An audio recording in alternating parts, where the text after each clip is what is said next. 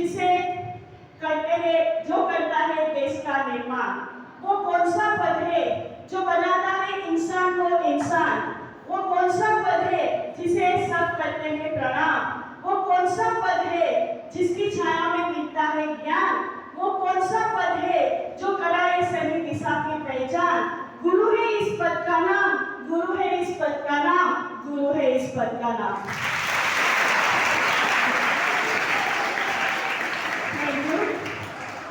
आज के गुरु पूर्णिमा के शुभ अवसर पर मेरे सभी गुरुजनों को मेरा सत्संग प्रणाम। अपनी शाळाना आदरणीय प्रभारी प्राचार्य महोदय श्री जे.के. पटेल साहेब, अपनी शाळाना सर्वे गुरुजनों તેમજ વિદ્યાર્થી ભાઈઓ અને બહેનો,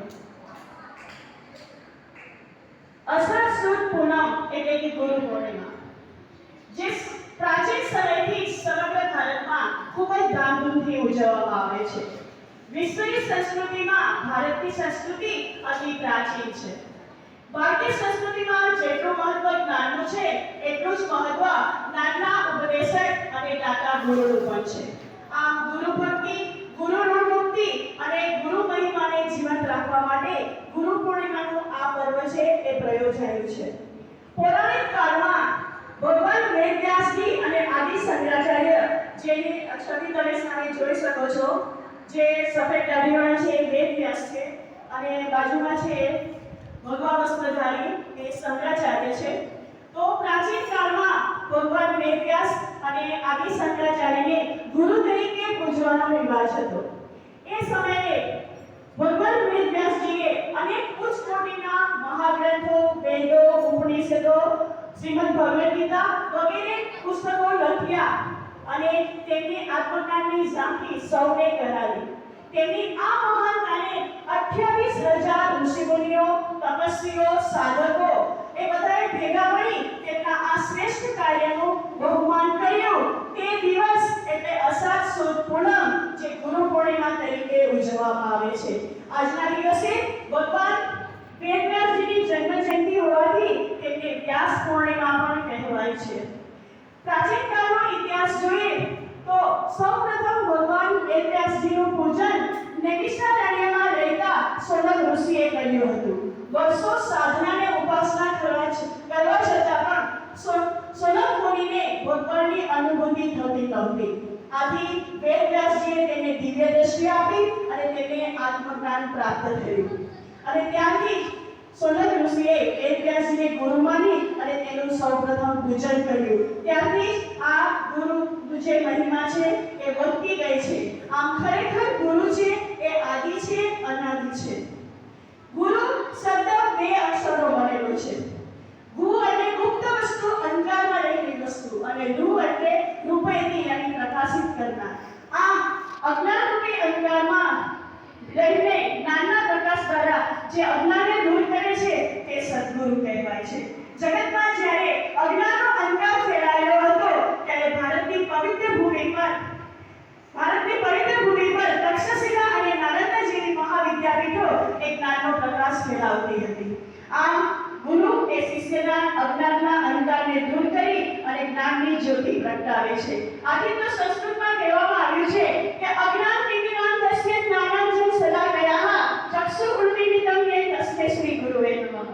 ગુરુ એ શિષ્યના જીવનનું પેપરવેટ છે, જેથી કરીને શિષ્યના જીવનની પુસ્તિકાના પાના ઉડી જતા નથી। ગુરુ એ કુંભાર છે, જ્યારે શિષ્ય છે એ કુંભ છે।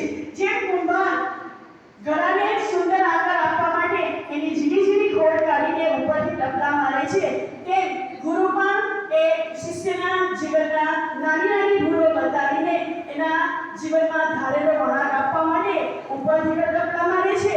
જેમ કુંભારનો બીજો હાથ છે અંદરથી એને પંપાવે છે, એમ ગુરુને પણ અંદરથી તો વિદ્યાર્થીઓ પ્રત્યે સ્નેહ જ હોય છે।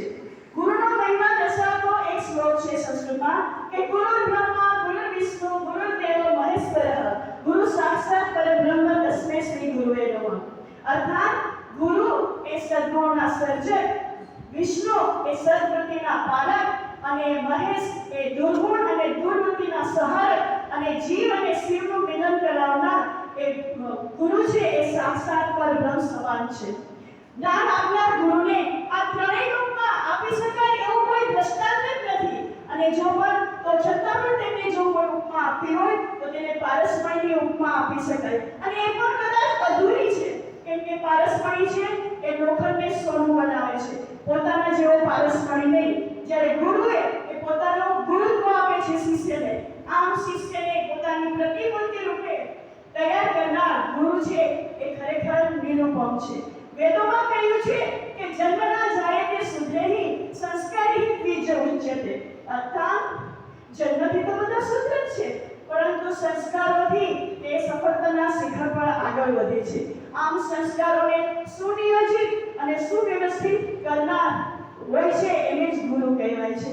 વાત એ સમયની છે કે જ્યારે નરેન્દ્ર નામના તોફાની બાળકના આંતરિક ગુણોને જ્યારે સમર્થ ગુરુ રામકૃષ્ણ પરમહંસ દ્વારા જાગૃત કરવામાં આવ્યા, ત્યારે તે રાષ્ટ્રના સાચા પથદર્શક સ્વામી વિવેકાનંદ બન્યા. આમ ભગવાન તરીકે અવતાર ધારણ કરનાર ભગવાન શ્રી રામચંદ્રજીએ પણ સદગુરુ એવા વશિષ્ઠનું સાનિધ્ય પ્રાપ્ત કરેલું. કૃષ્ણ ભગવાને પણ સાંદીપની ઋષિના આશ્રમમાં સુદામા સાથે ગુરુ સેવાનું સત્કાર્ય કરેલું. ભગવાન દત્તાત્રેય પણ જુદા જુદા પ્રસંગોએ 24 જેટલા તીર્થકરને પોતાના ગુરુ બનાવ્યા અને તેમની પાસેથી એમને શ્રીકૃષ્ણ જ્ઞાન પ્રાપ્ત કર્યું હતું. એ ઉપરાંત આપણે જોઈએ તો ગુરુ દ્રોણાચાર્યની એક કવિની કથા પણ પ્રસિદ્ધ છે કે ગુરુથી અજાણ તેમને જ્ઞાન પ્રાપ્ત કર્યું અને ગુરુ દક્ષિણામાં ગુરુજીની માંગણી પ્રમાણે તેમને પોતાના જમણા હાથના અંગૂઠાનું દાન આપી દીધું. તો આમ ઉપમાન્યુ અને દ્રવ્યમુનિ, આરુણિ અને દ્રવ્યમુનિ, પરશુરામ અને કર્ણ, આ દરેક ગુરુ શિષ્યની કથા છે એ પ્રાચીન કાળથી જ ખૂબ પ્રસિદ્ધ છે. આમ પ્રાચીન કાળથી અર્વાચીન સુધી આપણી આ ગુરુની પરંપરા છે એ ચાલી રહી છે. ઈશ્વર અને ગુરુ બંનેને જ્યારે વંદન કરવાનો સવાલ ઊભો થાય છે ત્યારે વિદ્યાર્થી છે એ મૂંઝવણ અનુભવે છે કે પ્રથમ કોને વંદન કરવું. ત્યારે હિન્દી સાહિત્યના સંત કવિએ પોતાના દોહામાં કહ્યું છે કે ગુરુ ગોવિંદો ખરે કાકે લાગુ ભાઈ, બલિહારી ગુરુ દેવકી જીને ગોવિંદ દિયો બતાય. અર્થાત આ દોહામાં જ આપણને ગુરુની શ્રેષ્ઠતા છે એ સ્પષ્ટ દ્રષ્ટિગોચર થાય છે. ગોવિંદ એટલે ઈશ્વર, ઈશ્વરને બતાવનાર ગુરુ જ શ્રેષ્ઠ છે, કેમ કે ગુરુ વિના આપણે ગોવિંદનો મહિમા કઈ રીતે જાણી શકીએ. આમ ગુરુ પૂર્ણિમા એ ગુરુના વંદન અર્ચનનો શુભ અને પવિત્ર તહેવાર છે. આજના દિવસે પોતપોતાના ગુરુનું પૂજન કરવાનું હોય છે અને યથાશક્તિ ગુરુ દક્ષિણા આપવાની હોય છે. આમ ગુરુ પૂજન એટલે સત્યના સૂર્ય, પ્રેમના મહાસાગર અને શાંતિના હિમાલય જેવા ગુરુનું આજના દિવસે પૂજન કરવામાં આવે છે. ગુરુનું પૂજન એટલે ધ્યેયનું પૂજન, સત્યનું પૂજન, જ્ઞાનનું પૂજન, અનુભવોનું પૂજન. અને આજના જમાનામાં જો સદગુરુ ન મળે તો કૃષ્ણ વંદે જગતગુરુ, અર્થાત કૃષ્ણને આપણા ગુરુ માની અને તેમને જીવનના રસ્તે જો ચાલીએ તે આપણા માટે શ્રેયસ્કર છે. જૈન ધર્મમાં પણ ગુરુ પૂર્ણિમાના આગલા દિવસે એટલે કે 14ના દિવસે ચાતુર્માસનો પ્રારંભ કરે છે. એ ઉપરાંત 28 વ્રત, સંયમ, લીલોદ્રવ્ય ત્યાગ વગેરે નિયમો એ લોકો પાળે છે. એ આજના દિવસથી એ લોકો 4 માસ સુધી યાત્રા મુસાફરી કરતા નથી અને પોતાના ધર્મગુરુનું શ્રવણ અને વાંચનની શરૂઆત કરે છે. આમ જીવન જીવવાની સાચી દિશા બતાવીને માનવીને ઈશ્વરાભિમુખ કરનાર અને આધ્યાત્મિક વિદ્યાના દ્વાર ખોલી આપનાર અને માનવીના વ્યવહારને પવિત્રતા, નિર્દોષતા અને સુંદરતા બક્ષનાર પરમ કૃપાળુ પરમાત્મા ચરણોમાં પહોંચાડનાર સદગુરુનું અન્નને શ્રદ્ધા ભક્તિથી પૂજા કરી અને એનું સન્માન કરવું એ જ આજના દિવસનું સાચું મહાત્મ્ય છે. અંતમાં હું ગુરુ વિશે એટલું ચોક્કસ કહીશ કે સબધરતી કારજ કરું, સબધરતી કારજ કરું, લેખની સબ मन राय, सात समंदर की सहाय करूं तो भी गुरु गुण लिखा न जाए, तो भी गुरु गुण लिखा न जाए, तो भी गुरु गुण न लिखा जाए. धन्यवाद.